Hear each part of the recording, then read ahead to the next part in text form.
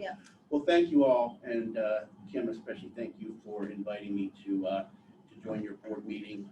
Forgive me if I wax a little nostalgic here, but as I drove up today, I recall doing that for about 9 years, from 90 to 99. I lived in Mechanicsburg and worked for the PTAC program here from 90 to 99, and I was sort of just recalling the interview that I had in 1990 with Dennis Robinson and Larry Barletta, and thought to myself, I'll stay here for a few years, get some experience, and move on. Well, those few years lasted actually 9 years, and I enjoyed every minute of it. I remember driving up here a couple days before my interview just to get the lay of the land and see if I could find this place, and when I drove up here and saw this gorgeous setting, and I remember going home and telling my wife what a great place this would be to work. And very little has changed, a little bigger parking lot and an addition. But for those 9 years, I sat in that back corner.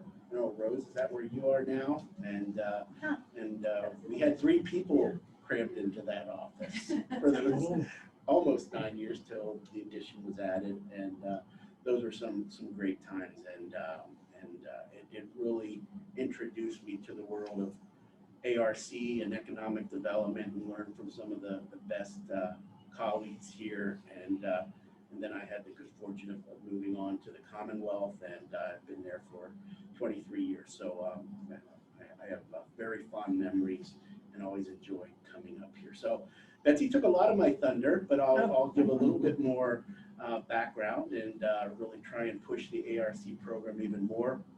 For those of you who don't know, the ARC program was created in the mid-60s. Discussion started under the Kennedy administration, but it was actually formalized in legislation during the Johnson term. And simply, ARC was designed to help the Appalachian region reach parity with the rest of the country. We lagged then, and we still lag in many ways in terms of per capita income, poverty, unemployment, infrastructure, transportation, et cetera, et cetera. So we're trying hard to work ourselves out of a job, and maybe the timing will be perfect when I'm ready to retire. The job will be finished, but we're still working hard to make good investments. And I think the mindset has changed a little bit from trying to address problems like water and sewer needs, and we still do that, but trying to fix problems, this sort of the Beverly Hillbillies mentality, to now really leveraging the assets that we have in Appalachia. ARC officially, our geography is from the southern tier of New York to the northern tier of Mississippi. It's parts of 12 states and all of West Virginia. 52 of Pennsylvania's counties are considered part of Appalachia, and it's really a 3-legged stool, starting with our local development districts like SEDA-COG, who really are our eyes and ears in the field, bringing us projects. Of course, the state is a partner, and then the federal government. There's one decision maker at ARC, that's the federal co-chair, a presidential appointee. So we are essentially just a recommending body. But the reality is probably 95+% of the projects that we send down ultimately get approved. And so really I'm here to amplify what Betsy said. We're hearing a lot about this term of grant fatigue. And I think because of the increase in resources, at the ARPA level, CARES Act money, a lot of other federal agencies have seen increases. We're in a situation right now where we're having trouble spending down the ARC money that we have. We unexpectedly got our bread and butter, our area development program doubled, as Betsy alluded to, of the $1 billion that was added, more than doubled ARC's budget. Generally, their budget is around $170 million a year. It's well over that now. And so we have a lot more that we can support. And we also, I think, have a strategic plan now that allows us to do some new and different things. So I'm here to ask the board to go back into your communities and help us identify good projects and larger projects. In the past, with our regular allocation, which would bring in about $6 million to Pennsylvania, we're now up to 14. We also have $5 million for local access roads. There's another $80 million managed by ARC for multi-state projects. And so we're going to be working with other states and sort of ignore state boundaries and try and do projects that cross state boundaries. And then there's also the recognition that our partners like the LDDs just need more staff capacity. There've been very few increases over the year. As perhaps you know, SEDA-COG administers our state prep funding. They also get ARC prep funding, but there's been little or no increase in that over the years.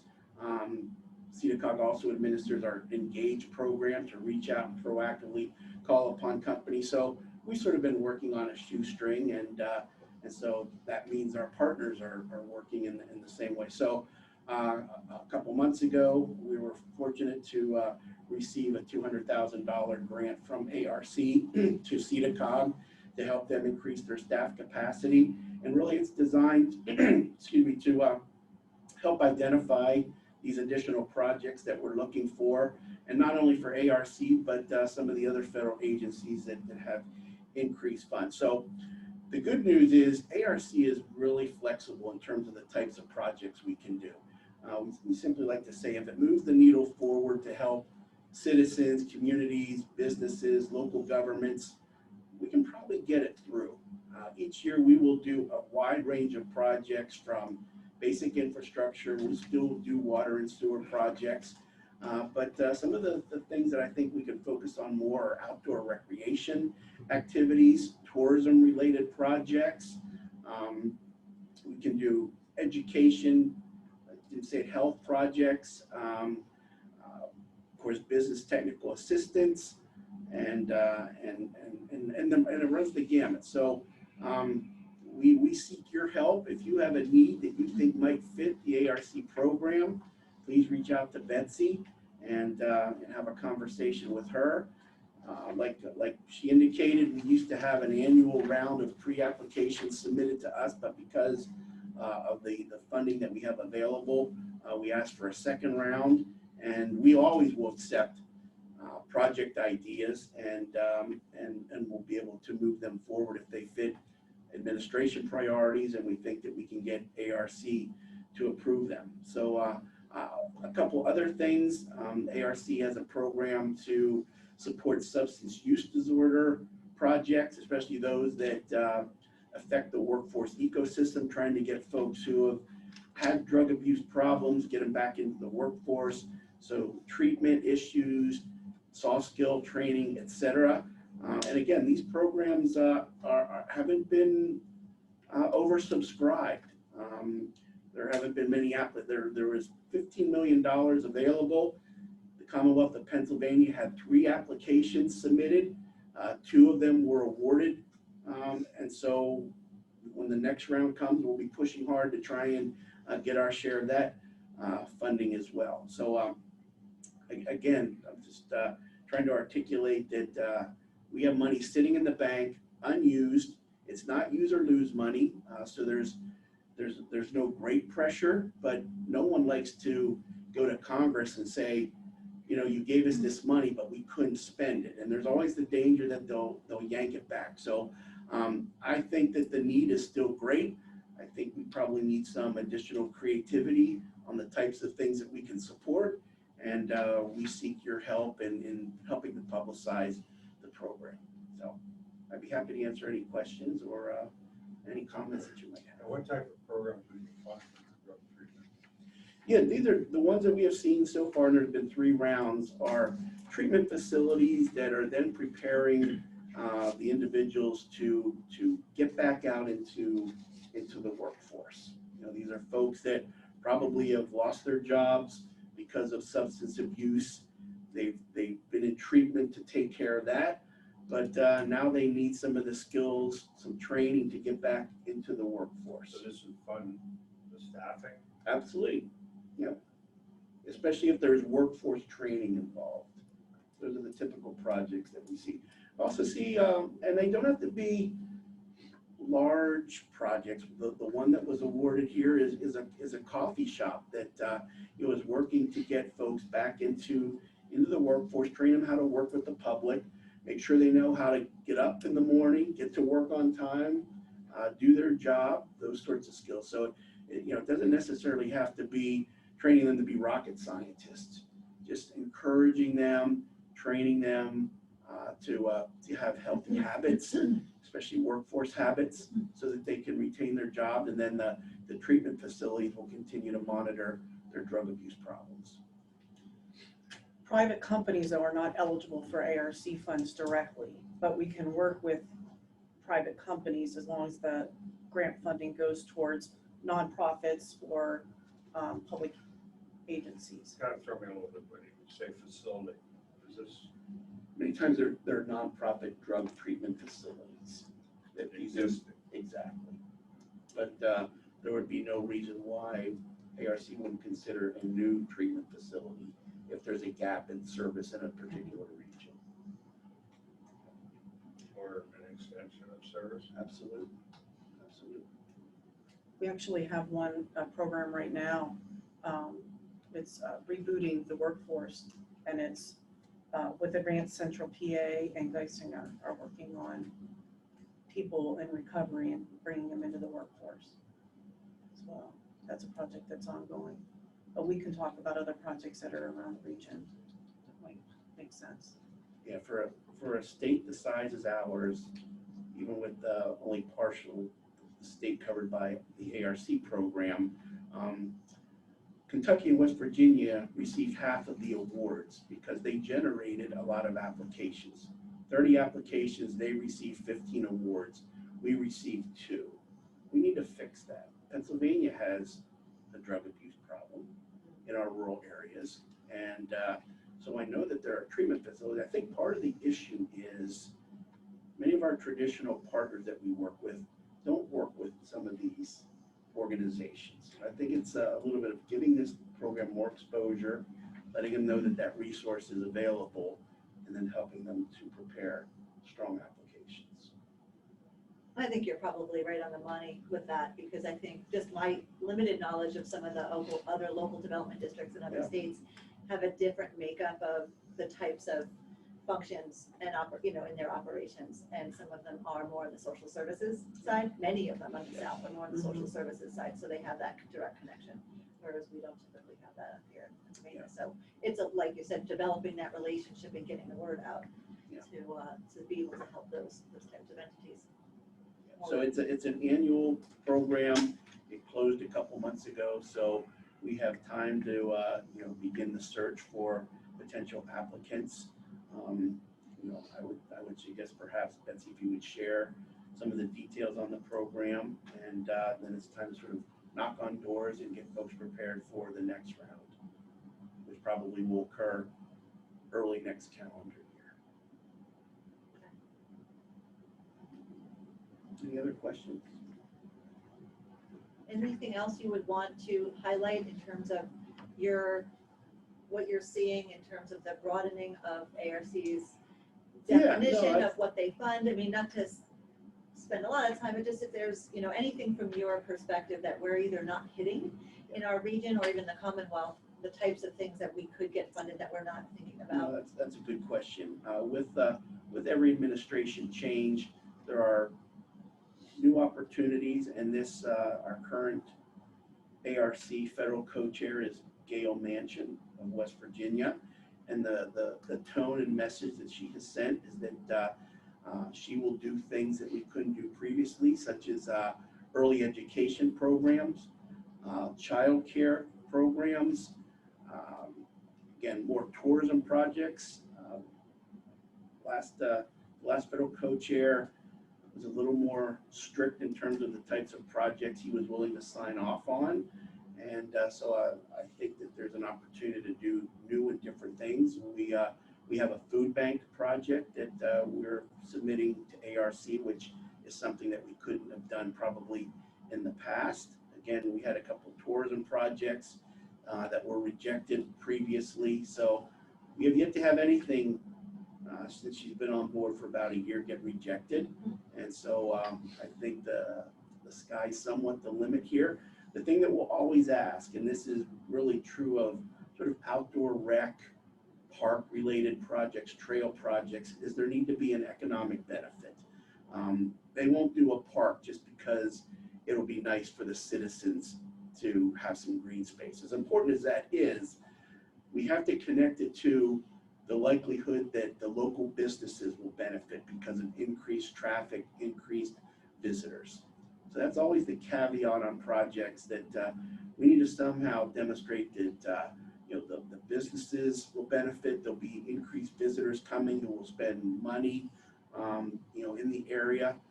I should also say that ARC really likes to do feasibility plan studies. So even if there's an idea and it's not yet turned into an implementation project, we can do a $25,000 study just to build the roadmap and prepare it for follow-on implementation projects. Because ARC believes strongly that if we submit a project, they want to know, how was this born? How was this thought out? How was this planned?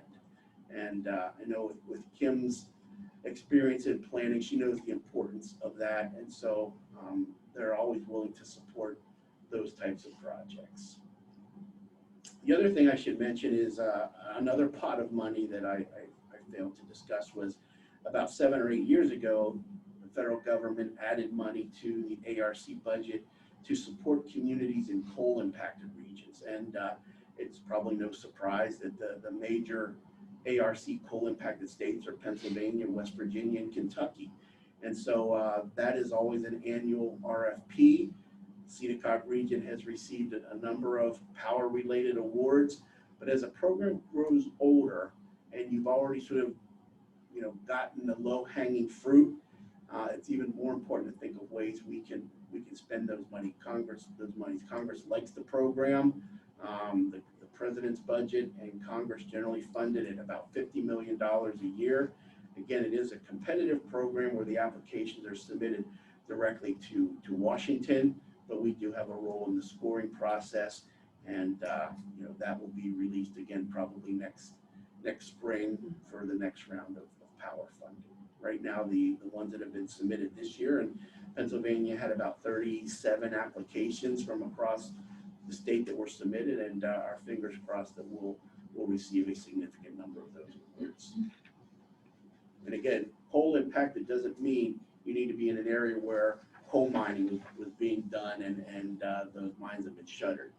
In this area, you've had the coal-fired power plant that was impacted, and there's also companies in the coal supply chain that have been impacted. So of all of our 52 counties, every county has been part of a power award to date. So it's not too difficult to demonstrate coal impact. And those grants are anywhere up to 1.5 million or 2.5 million if it's a broadband project. So the simple message is, again, is lots of money flowing through ARC, and we want to make sure Pennsylvania gets its share of that. And I failed to mention Frankie Hockenbrock is my colleague in economic development, and if for some reason not available to speak with, you could talk with Frankie, and we work together on developing the ARC projects. So thank you, Neil, for being with us today. We're very grateful. Feasibility studies. The SEDA-COG Joint Rail Authority back in the day was at first funded through a feasibility study, as was the natural gas cooperative. So SEDA-COG's been pretty good about taking advantage of those feasibility studies, and they turned out well for the region. ARC loves to highlight the Rail Authority project. So much good has come of that, yeah. Mm-hmm. And for a little bit Seed of money. Yep. It's sort of like when I joined SEDA-COG joined the state after leaving here. As I looked at the projects that were being funded, there was this elk watching project. And I said, what are we doing with an elk watching project? And this was in '99. And lo and behold, that was the impetus to the Pennsylvania wilds. And we've put a lot of investments in the wilds. And so I'd love to see sort of more outdoor recreation type projects in this area. You've got the river, you've got so many other assets I think that's an area that we could increase some ARC investments. Thank you. We're hearing you loud and clear. Very good. I love it. Good? Good. Okay, all right. Thank you. So, thank you very much, Thank you, Neil, Commissioner. appreciate it.